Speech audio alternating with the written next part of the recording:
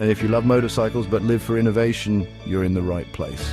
Welcome to Garage Talk with Dale. Watch as he crafts a one-of-a-kind camless hydraulic engine and breathes new life into a classic BSA Gold Star motorcycle. Stay tuned for tales from Dale's racing history, pro tips, and hands-on mechanics. Hit subscribe and join him on his journey.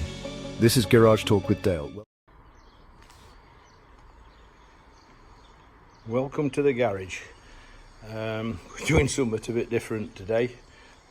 This is my Ford. It's a 1 litre EcoBoost, and everybody keeps telling me that the timing belt isn't very good, and they need changing after 10 years old. So here we go, we're going to go at taking it out and replacing it. It can't be that hard.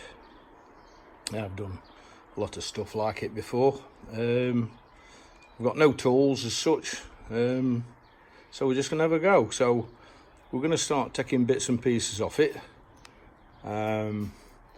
Obviously I've pulled the lid earlier for the battery box, so that comes off easy. So I'm going to disconnect the battery.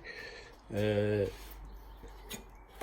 take the cover off for the cam box. So now we can start looking at a few nuts and bolts and decide what we're going to take off first. It's obviously injectors and all that lot's got to we'll leave injectors in, but the pipe rails and all the piping has to be coming off, I think.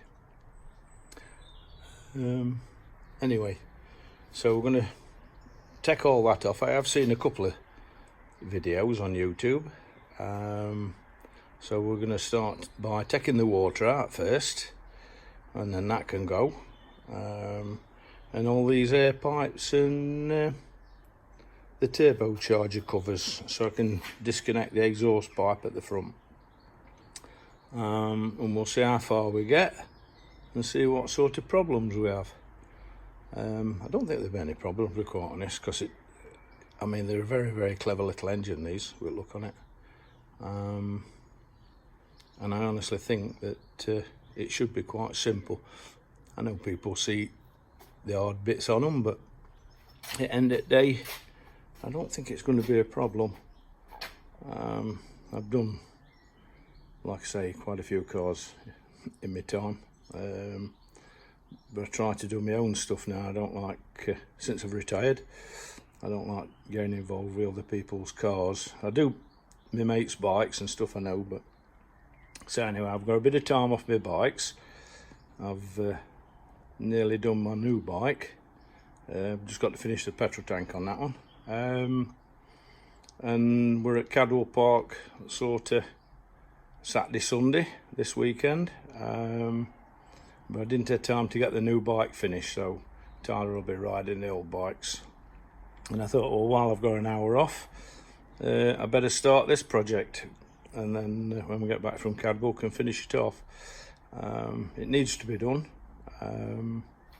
so I might as well do it. I certainly don't like paying £1,700 for something I can do myself.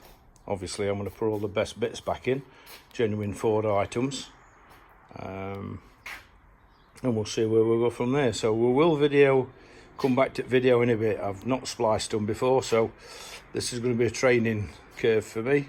So I will take a few bits off and then get back to you, and I'll talk about how easy it was, if it was easy, to take it to bits.